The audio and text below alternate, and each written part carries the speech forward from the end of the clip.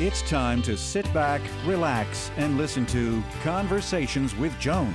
Conversations with Joan will inspire, motivate, and empower you. Live your best life now. Listen, learn, think, and decide. And now, here's your host, Joan Herman. Welcome to Change Your Attitude, Change Your Life's Conversations with Joan. I'm Joan Herman. Thanks for tuning in. Conversations with Joan focuses on topics that are important to your life, from health and wellness to professional development to personal well-being. Change makers join me to share their insights, tips, and strategies so you can thrive and live your best life now. Thank you for taking time for yourself, and thank you for letting us be a part of your life. Now, let's start talking. In order to challenge yourself, grow stronger, and become better, you need to step out of your comfort zone and take risks. Anytime you consider doing this, your brain will try to convince you to play it safe. Even when your thoughts lack a rational basis, you may allow your anxiety to prevail. Then, the fear holds you back. Today's guest, Angie Morgan, received a master class in how to take risks when she signed up for the Marines. She joins us to discuss how we can develop our risk muscle. Angie served as a Marine Corp officer, and she's been a special advisor to the chairman of the Joint Chiefs of Staff. She's a New York Times bestselling author and co-founder of LeadStar. Her new book is Bet on You, How to Win with Risk. Welcome, Angie. Thank you so much for joining us. Joan, it's so good to be with you today. Thanks for having me. So, Angie, joining the Marines and then becoming an officer has enabled you to face many fears and to take many risks. When you were presented with those opportunities in the past, how did you feel? Were you scared? Were you anxious? I think that there's a lot of, certainly when you think about the Marine Corps, a lot of intimidation that goes into that choice. And then you think, too, about just some of the physical risks that you'll be asked to do and participate in the future. And it was really helpful, too, to think of it as that wasn't the only risk that you had to take, right? There was, moving away. There was, encountering different, people, learning a new value system in order to thrive in that organization. So I think often we tend to think of risk as very one-dimensional, when in reality it's multidimensional. And I'm really fortunate. I didn't know what I was getting into entirely when I went in the Marines, but when I left, I had this really important skill set that I was able to apply to all areas of my life. So everything that you just described, any one of those things could have caused someone to stop, full stop, not do this. What did you do to overcome those feelings so that you could move forward? The Marine Corps actually was the organization that just helped me realize how powerful our minds are over our perception of our abilities and capabilities. And when you go through training, you really learn a lot more about yourself and what you're actually capable of. And so really breaking through some of those mental barriers was just a really key thing for me, especially early on in my career. And so having that mindset allowed me, when I left active duty and started working in sales and inevitably started my business, just really remind myself that, our mind limits us. But when you really start to think about risk as a skill and how to overcome some of those, I will call them artificial barriers that our mind puts on us, it just helps you, allow you to see the potential of the situation. I always hear people say, well, I can't do this because I might fail. They have this fear of failure.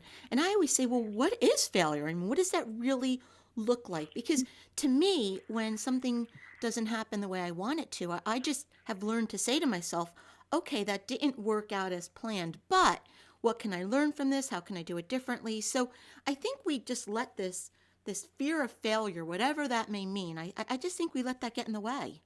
Joan, I couldn't be more in agreement with you. And it's funny, too, like if I put 100 people in a room right now and ask them, what did you learn more from life, your successes or your failures? Hands would shoot up when they talked about failures, right? Because those are some of our greatest, most powerful and profound learning points. And then you ask, the follow-on questions, what did you gain from that experience? And people's examples are really rich. And so I think sometimes we think about failure as this negative thing, but failure is only really fatal if you stop trying, if you didn't learn from the experience. So we shouldn't be afraid of failure. And our mind has this amazing ability to catastrophize what failure could be. I have a friend who is in the process of leading this executive director role in a nonprofit so she could be a consultant. And failure to her is homeless on the streets of Chicago. And I keep telling her, don't you think we're going to stop you, your friends at some point before you get there? So again, true failure is you might stumble. Success might not be what it really set out to be, but that's not really failure. That's learning. Right. And, I had to learn, I'm one of these type A people where, I have my expectations of how things are. And I love saying supposed to be, which is how nothing ever turns out. And so I always had my expectations of how it was supposed to be.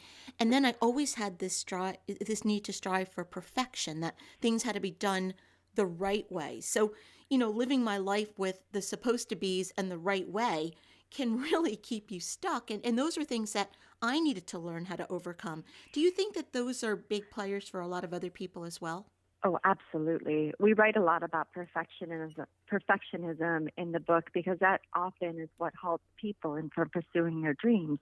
They wait for the stars, the moon, sun to align before they can take action, which may, not be an ideal time for them. And so then again, they'll delay even further. So we, in our book, talk about if you want to really perfect something, perfect your response to imperfection.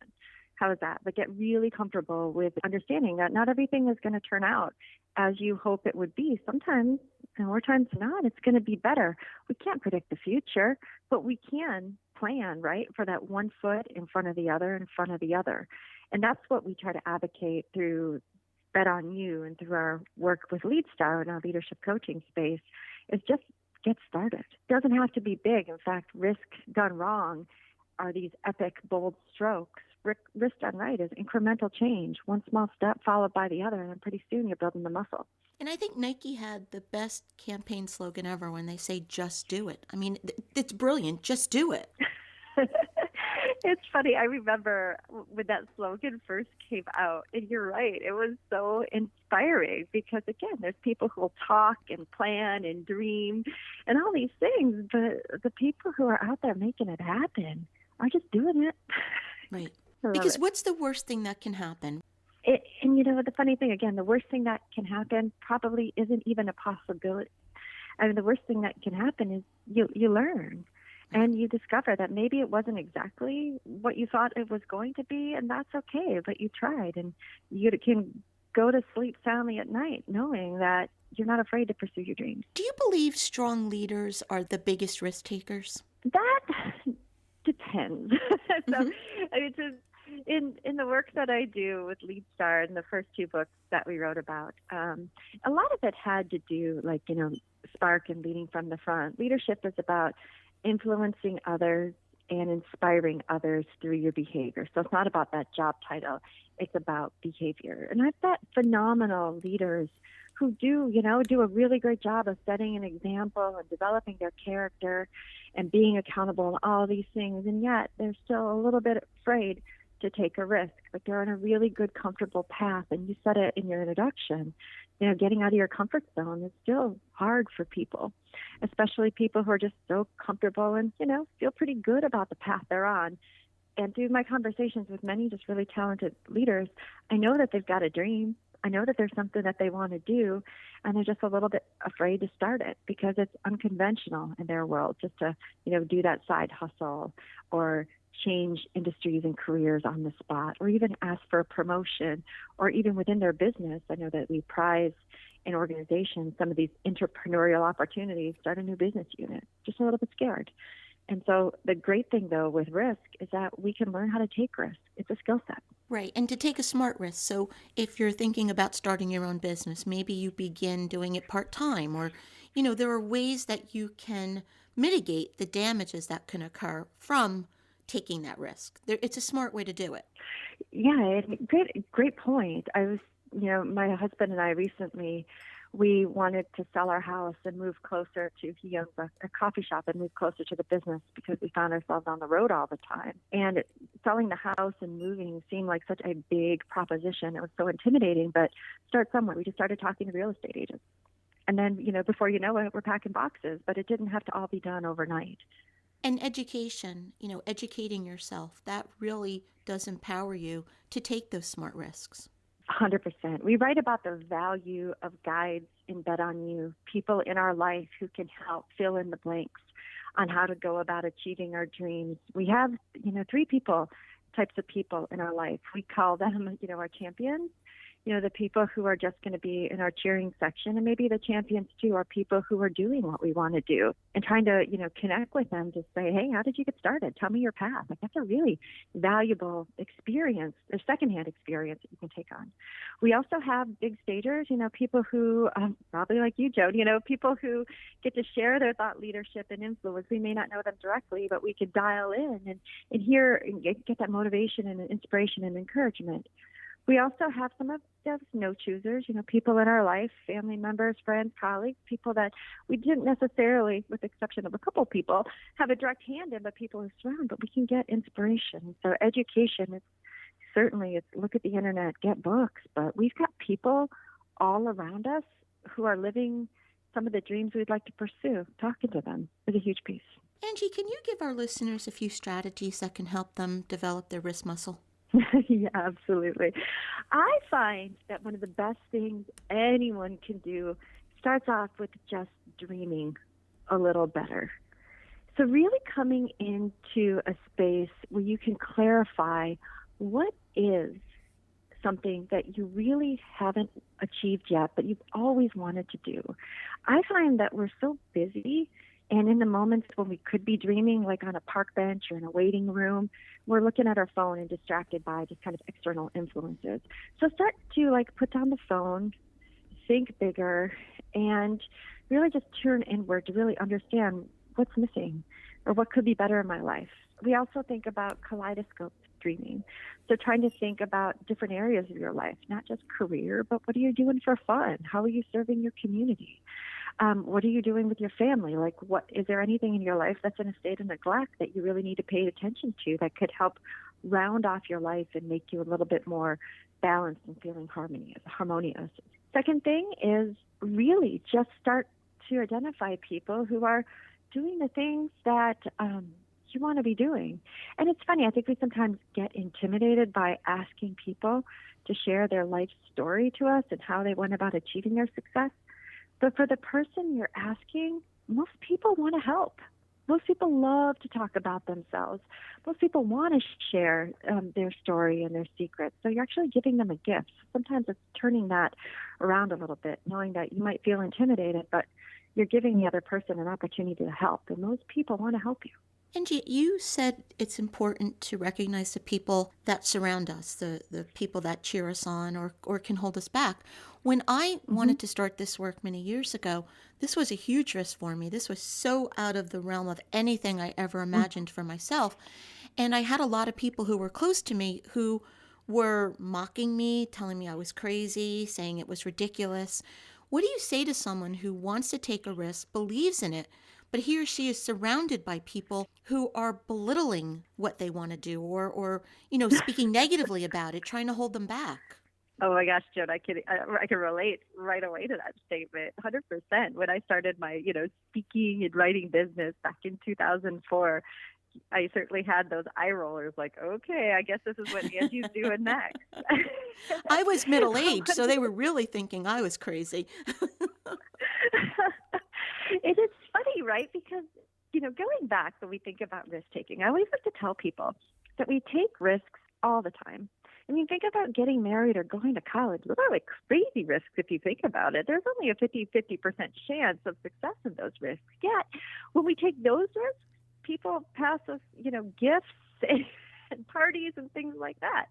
And think about then the later on in your life, the risks that you want to take. The chances for success are probably far greater, but people are going, oh, no, I don't know about this. And I often think it's really because the older that we get, the more nuanced our dreams are. They're more reflective of independent experiences that people in our life just don't have access to. We can understand, right, the concept of getting married because a lot of people do that. So again, we cheer and get excited. But starting your side hustle, starting, a podcast, starting an Etsy business, probably not a lot of people in your life are doing those things. And so they are probably going to be a little bit more skeptical of it. And they aren't really sure, right? They haven't been inside your brain. They haven't seen your vision. And you haven't maybe articulated your vision fully to them. So oftentimes their skepticism is probably just there lack of exposure to what it is that you're trying to do. And you got to manage them, right? Or the things that you were just listing, Angie, the one big thing that kept going through my mind, many of us have children. We don't know what we're doing when we have a baby. That is probably the biggest risk you can take in your life, and yet you do it. So maybe when we're about to take a risk, we should think, well, I had that baby and it turned out okay. So, maybe that's motivation. I love my Bob used to say, I did my best with you guys and I didn't know what I was doing. Right. No one tells you what's coming up. I know, at least the second child, if you're brave enough to do that, you have a little bit more experience and first-hand knowledge. But yeah, it's true. It's like nobody knows what they're doing, but we're doing it. And on a serious note, if you really do step back and think about it, it is a risk that we take blindly without thinking a whole lot about it. It's just something we decide we want to do, and we do it without knowing what the outcome may be. So maybe it does serve as motivation for us when we want to take another risk in life. We asked, when Courtney and I started our business back in 2004, we were nervous because, again, nobody in our world had really done it before, nobody in our immediate world. But then we started doing our research and finding out all these people who were achieving on the dreams that we wanted to strive towards. We asked ourselves a really powerful question. If not us, then who? If it can be done and people are doing it, why can't we do it? And that's a really great question for anybody to ask. Like, if it is being done by people with similar backgrounds, by similar experiences, and they're achieving success on it, why can't you? And so if not you, then who? I always bring that up when I make presentations, and I do have something about that. I'll say, why does one person go on Oprah or another person on the Today Show or someone else write the book? And the answer always is because that person believed that he or she could. And that's really the seed where everything can grow from. And you, to me, are talking about confidence, and we write about that too, just having the confidence within yourself. And I love how confidence is researched. It's called, in the psychology space, self-efficacy. It's your belief in your ability to do whatever it is you set out to do in the moment that it matters. And it's a skill. And I always think, too, like, if you can't believe in yourself and in the power of your dream, who gets to? These are your dreams. And just to own them. I used to live in Los Angeles for a bit, and I would talk to friends who were aspiring actors. And it was always funny to me, like the ones that you thought perhaps had a chance, they would boldly say, even though they were, working at restaurants and doing what they had to do to get by in the service industry, they would say, like, I want to be an actor. And you'd be able to say it with conviction versus, I guess I'm trying to be an actress or an actor. It just comes across differently. And so you have an opportunity to believe in your dreams and be convicted to them. The book is Bet on You, How to Win with Risk. If you'd like to get more information about Angie and her work, you can visit LeadStar.us. Angie, in about 30 seconds or less, what's a takeaway? What would you like to leave our listeners with? I think just understanding what risk is. We often pit it against reward as if it's the downside of a choice. Risk the reward, but it's not. Risk is your path to reward. And understanding the misconceptions about risk and really understanding your relationship with risk can unlock those dreams that you have in your mind. Angie, thank you so much for joining us. Thank you so much for having me. It's great to connect. Thank you for joining us. I hope you found the show informative. At Change Your Attitude, Change Your Life, we believe that knowledge is power. Take what you've learned, apply it, and live your best life now. Remember that the information provided is the opinion of our guest and should never replace the advice of a professional who knows your personal situation. If you'd like more information, visit our website, cyacyl.com. That stands for Change Your Attitude, Change Your Life. While on our site, listen to past shows on demand, read the digital magazine, sign up for our mailing list, and be sure to follow the show on social media. Until next time, this is Joan Herman. Thanks for tuning in.